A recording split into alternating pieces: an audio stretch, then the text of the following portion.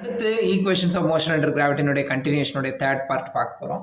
இதில் நம்ம என்ன கால்குலேட் பண்ண போகிறோம் அப்படின்னு கேட்டிங்கன்னா டைம் பீரியட் கால்குலேட் பண்ண போகிறோம். டைம் பீரியட், அதுக்கு அடுத்து பார்த்தீங்கன்னா ரேஞ்ச், இந்த ரெண்டையும் தான் கால்குலேட் பண்ண போகிறோம். இது எப்படி கால்குலேட் பண்ணுறோன்றதை பாருங்கள். இப்போ பாடி மூவிங் டவுன்வர்ட்ஸ் அதை பேஸ் பண்ணி கேஸ் 2ல் தான் அதனுடைய கண்டிஷனில் தான் இருக்கும்.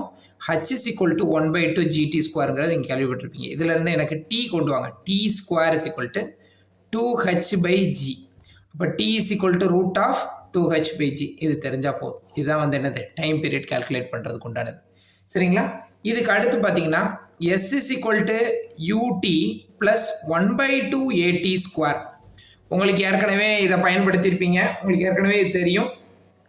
ஹரிசான்டல் டைரக்ஷனில் acceleration 0, initial velocity ux is equal to uன்னு வச்சுக்கோங்க. ஸோ எஸ்ஸை வந்து நீங்கள் டிஸ்பிளேஸ்மெண்ட், எஸ் வந்து டிஸ்டன்ஸ் இருக்கு இல்லையா, இந்த ப்ரொஜெக்டைல் நீங்கள் பார்த்துருப்பீங்க, அந்த டிஸ்டன்ஸ் இருக்கு இல்லையா எக்ஸுண்டு, ரைட்டுங்களா? அந்த எக்ஸுங்கிற டிஸ்டன்ஸை வந்து நீங்கள் வந்து அதாவது அதை வந்து நீங்கள் என்ன வேணும் வச்சுக்கலாம், ரேஞ்சுன்னு சொல்லுவோம் நம்ம. இந்த டிஸ்டன்ஸ் ட்ராவல் ஆகிறதுனால இது எஸ் வந்து டிஸ்டன்ஸை தான் குறிக்குது. சரிங்களா?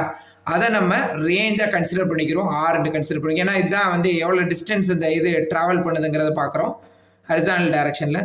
ஸோ ஆர் ஈக்குவல் டு யூஎக்ஸுக்கு பதிலாக யூ இன்டு டி உங்களுக்கு தெரியும், ப்ளஸ் 1/2 at ஸ்கொயர், ஏ வந்து 0 ஆயிரும். ஸோ ஆர் ஈக்குவல் டு யூடி, ரைட்டுங்களா?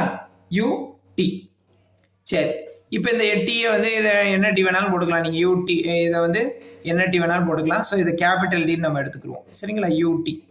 So t is equal to டீன்னு கூட சேஞ்ச் பண்ணிக்கோங்க. சரியா? டீங்கிறத நான் டைம் பீரியடை தான் மென்ஷன் பண்ணுறேன், வேறு ஒன்றும் கிடையாது.